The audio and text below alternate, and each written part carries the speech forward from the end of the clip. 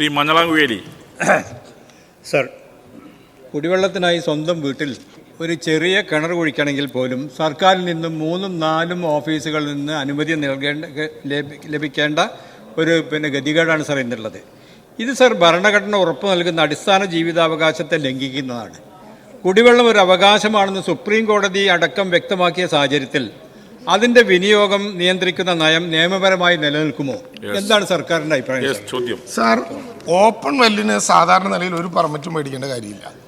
അങ്ങനെ അല്ലാതെ ഓപ്പൺ വെല്ലിന് ആരെങ്കിലും പെർമിറ്റിന് വേണ്ടി ബുദ്ധിമുട്ടിക്കുന്നുണ്ടെങ്കിൽ അങ്ങ് എഴുതി തന്നാൽ അടിയന്തരമായ നടപടി കൈക്കൊള്ളുന്നതാണ്.